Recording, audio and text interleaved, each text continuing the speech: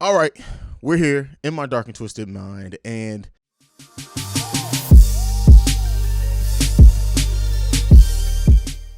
okay, so not too dark, not too twisted this week. We're actually just going to be talking about two specific topics that I want to discuss, and the first one is the Joe Biden interview.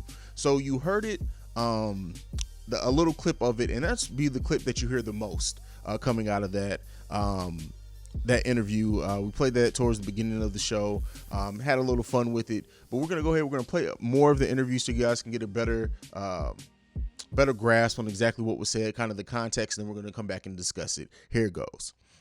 Listen, you got to come see us when you come to New York, VP Biden. I will. It's a long way until November. We got more questions.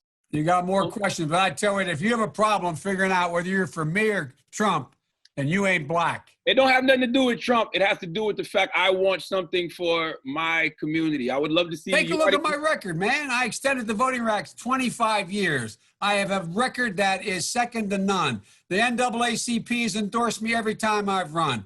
Come on. Take a look at the record. You know, I've been critical of you. I have a few things I want to talk to you about today. I know you have. Yeah. You don't know me.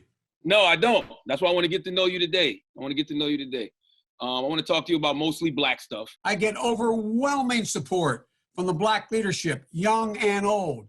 Every poll shows me way ahead. And black people saved your political life in the primaries this year. They have things they want from you, and one of them is a black woman running mate. What do you say to them? What I say to them is that I'm not acknowledging anybody who is being considered, but I guarantee you there are multiple black women being considered. We've seen it more clearly now. In a black majority county, they're 6 times more likely to die in the pandemic than a white county. They're disproportionately uninsured in the African-American community, disproportionately make up the essential jobs that they can't do at home. They're risking their lives every day. Enough's enough. All right. So coming out of this, right, there's a lot of different feelings that I have. One, I do hate that Joe Biden decided to say that. One, because you know, and I'm going to put my own people to carpet, but we don't, like, black people in general don't pay a lot of attention to politics. A lot of what people do is they look at what's out on mainstream media. They look at clips, they look at things like this. And for this to be something now that's going to be out, and I know a lot of people are going to read it, and that's going to be the rhetoric for quite a while is, oh, did you hear what he said about you ain't black? And who is he to speak on it? And while I do agree with those things, I just hate that he put his foot in his mouth in a time where we know how stuff, and people are already bored and stuff like that. So it sucks that he said it. And I think he would even admit that it was just dumb to say. And, you know, looking at the actual video, for those who are watching on YouTube and actually seeing the video, aren't just listening, I think when you see him say it, I don't know if he was being more jovial with Charlemagne or whatnot, but again, that doesn't excuse it at all in my book. So I'm not sitting here saying, even if he did mean it to be jovial, that it makes it okay, because Biden has put his foot in his mouth a couple of different times over the course of his political career. This is something that goes on with him, and I don't know if it's one of those old people things where they just don't give a damn what they say, if he thinks he's funnier than what he is, if he doesn't know how to read the room. I don't know, but in this case, it's going to be one of those things where is Joe Biden going to be the one that takes Joe Biden out the race? Is he going to get in his own way? There's a very good chance of that. Again, I don't think that, I've said this before, not that I'm saying that it's what I want, but I don't think there's really much of a chance for anyone to get Trump out of office right now. The whole way that the Democratic Party handled this whole election is just, they haven't been able to produce a candidate that I think is going to be able to get enough votes to get Trump out of the White House. That's been my thought for the better part of about a year now. As the debates and everything went down, it just solidified it more and more to me. But you know, that's a story for another day. Overall, when it comes to Joe Biden and this comments of he ain't black if he has you ain't black if you have a hard time deciding between him and Trump. I think it's him not being aware of like how well Trump has done convincing younger black people that he is for them. We had Sharice Lane on a couple of weeks ago, who is a black conservative and is a Trump supporter. She's actually got to meet President Trump. And when you hear her talk about it and why she thinks Trump has the ideals of black people in mind, like I did that and I had that conversation. I wanted to have that specifically publicly so people can start understanding why young black people are starting to and let me not say generally like it's everyone, but are starting to flock to Trump. This gave them more ammunition for this as well. So when you look at everything like that, I just think people are underestimating while like some of the like us older black people and us older black community, I think generally are against Trump.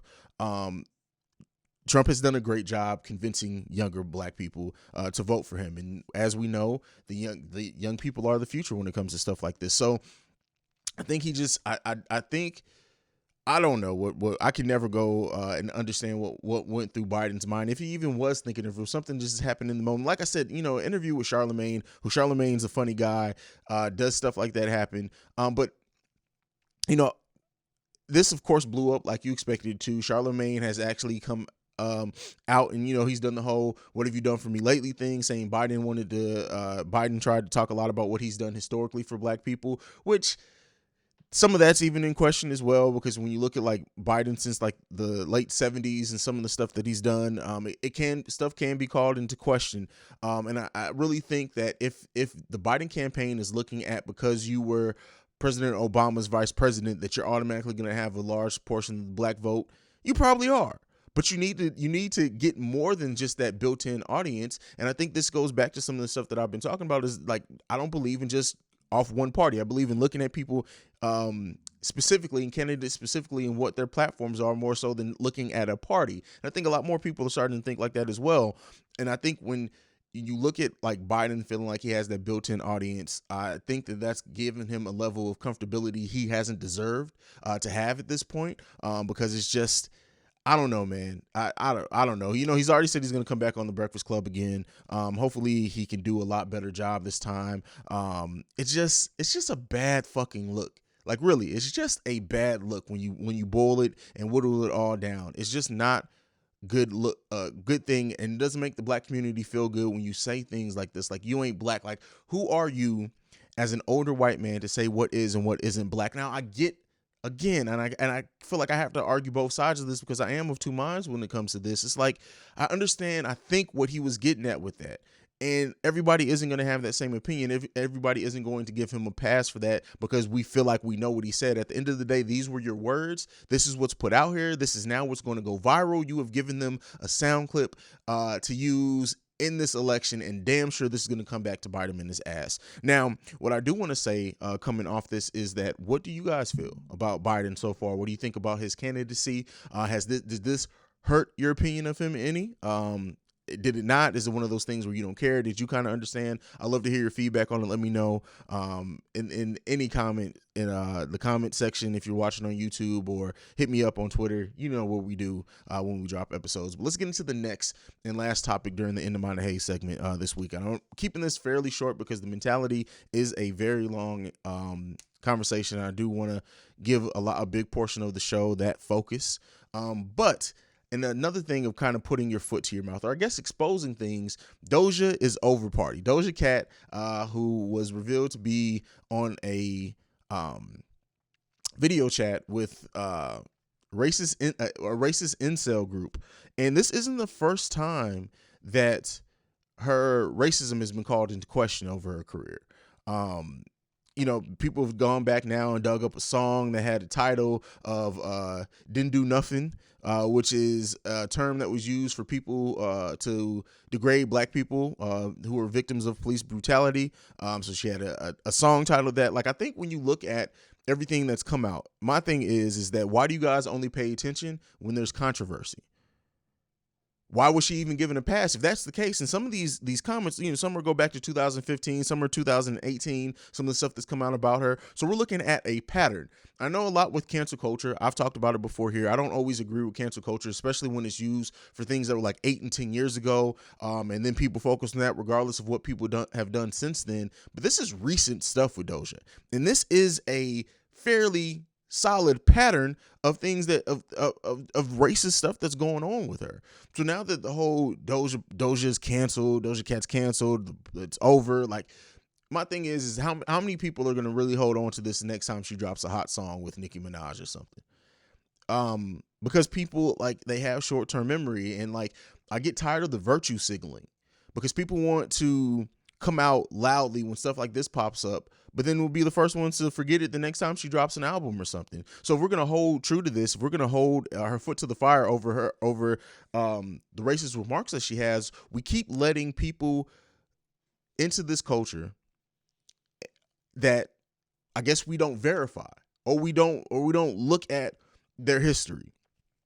Again, now this chat thing may have not ever come out or whatever, but like I said, this hasn't been the first time with her. She's come under fire for homophobic remarks and tweets before. Like, it's at some point, what part do we start looking at the character of a person? I get the music's good and she is a good artist. I would never, like, Doja Cat's one of those people where all of her music isn't for me. I can understand the appeal because she is talented, but at the same time, when you notice a pattern of just constant fuckery with the same person, all right, now Doja's over, right? Doja's canceled. Let's just see how if people hold true to that. Are you one of these people? Are you canceling Doja? I just think, like, Doja Cat, I look at it as, like, looking at some of the tweets, looking at some of the responses to it.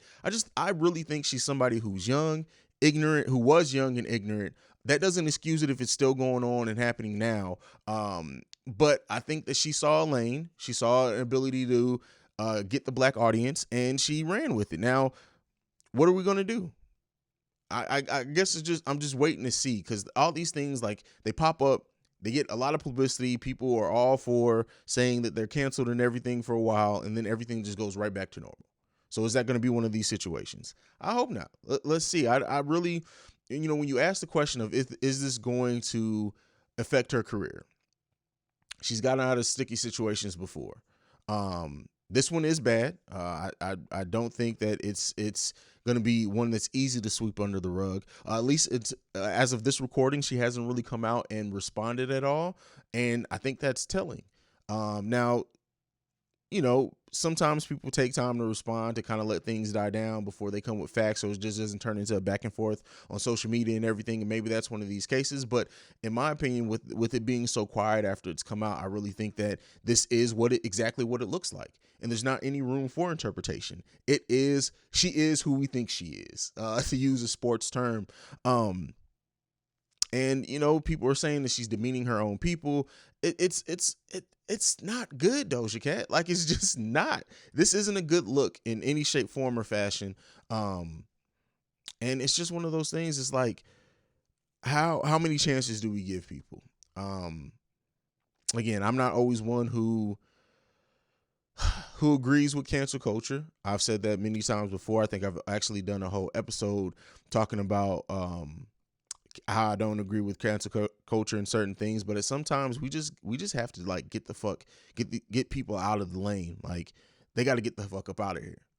To quote John, like, in it's time to get people up out of here. Like, the homophobic slurs were one thing, the racial slurs was another thing. Using nigga in a chat room, like, come on. At this point now, like, you can see who she is until she shows us otherwise. Till she can show she's changed. She's 24 years old.